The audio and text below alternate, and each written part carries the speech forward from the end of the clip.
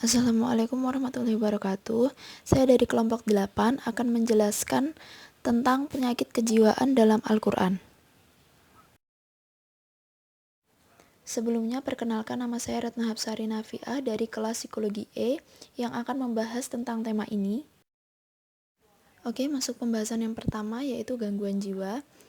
Konsep gangguan jiwa menurut PPDGJ 2 yang merujuk pada DSM-3 merupakan sindrom atau pola perilaku psikologis seseorang yang secara klinis cukup bermakna, yang berkaitan dengan suatu gejala penderitaan atau distress atau impairment or disability yang di dalam satu atau lebih fungsi yang penting dari manusia.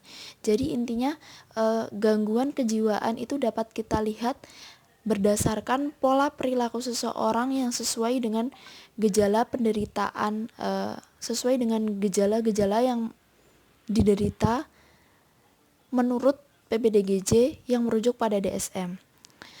Kemudian gangguan jiwa menurut American Psychiatric Association merupakan sindrom atau pola psikologis yang penting secara klinis yang terjadi pada individu, dan sindrom itu dihubungkan dengan adanya distres, semisal gejala nyeri menyakitkan atau disabilitas yang merupakan ketidakmampuan pada salah satu bagian atau beberapa fungsi penting, yang disertai dengan peningkatan resiko secara bermakna untuk mati, sakit, ketidakmampuan, atau kehilangan kebebasan.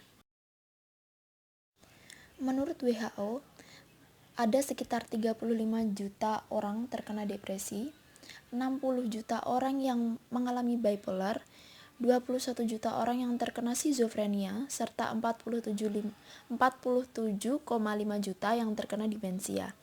Nah, jumlah penderita gangguan jiwa di Indonesia saat ini adalah 236 juta orang dengan kategori gangguan jiwa ringan 6% dari populasi dan 0,17% yang menderita gangguan jiwa berat.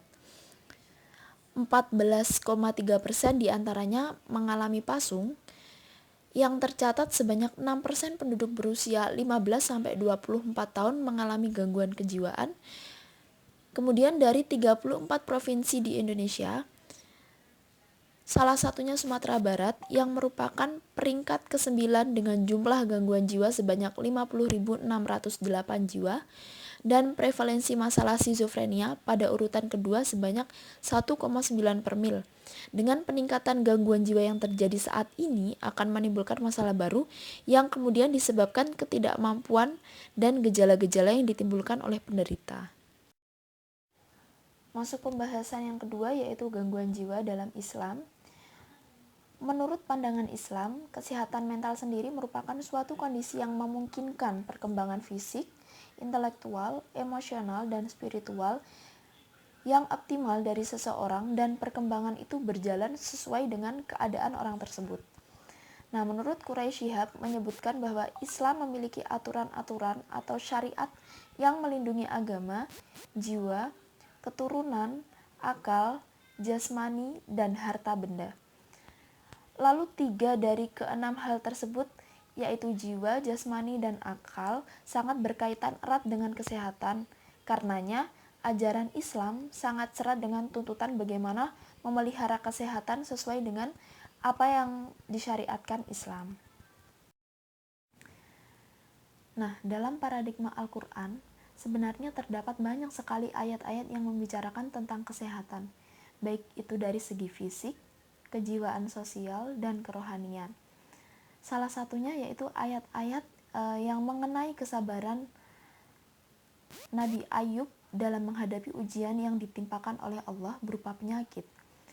Kisah ini tertuang dalam Al-Quran surat Al-Anbiya ayat 83-84 yang berbunyi sebagai berikut. A'udzubillahi minasyaitonirrajim. Bismillahirrahmanirrahim.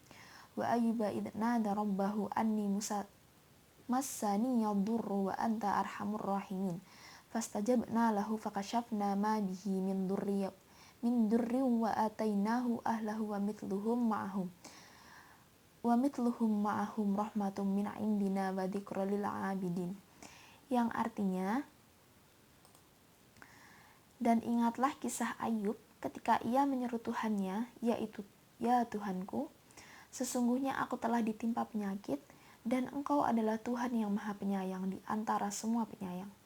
Maka kami pun memperkenankan seruannya itu, lalu kami lenyapkan penyakit yang ada padanya, dan kami kembalikan keluarganya kepadanya, dan kami lipat gandakan bilangan mereka sebagai suatu rahmat dari sisi kami, dan untuk menjadi peringatan bagi semua yang menyembah Allah.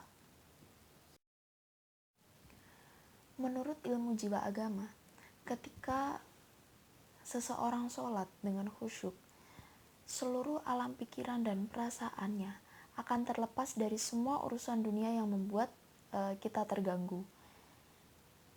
Jiwa merasa tenang dan hati merasa damai. Jika ini terus-menerus diporsi untuk mencari harta dan karir, maka sebenarnya waktu dalam 24 jam sehari semalam itu tidak cukup. Padahal paling lama kita melaksanakan kewajiban dalam satu waktu itu 8 menit. Dan dalam satu hari itu kewajiban yang kita lakukan itu ada 5. Jadi 8 dikali 5 kali sehari semalam itu sama dengan 40 menit diarahkan untuk menyembah Allah sebagai salah satu ungkapan terima kasih kita kepada Allah atas segala nikmat yang sudah dianugerahkan oleh Allah. Kemudian hal yang harus kita lakukan agar terhindar dari penyakit kejiwaan, salah satunya adalah puasa. Dengan berpuasa, seseorang yang berbuat salah akan berlatih bagaimana cara untuk mengendalikan diri agar tidak berbuat salah. Orang yang mencari harta, jabatan, dan kesenangan dunia dengan tidak berkemampuan untuk mengendalikan dirinya, maka orang tersebut menurut ilmu kesehatan jiwa itu sudah sakit. Karena berbagai penelitian ilmiah sudah membuktikan bahwa puasa dapat meningkatkan kesehatan fisik, psikis, sosial, dan spiritual. Sekian presentasi dari saya. Kurang lebihnya saya mohon maaf yang sebesar-besarnya. Akhirul kalam, wassalamualaikum warahmatullahi wabarakatuh.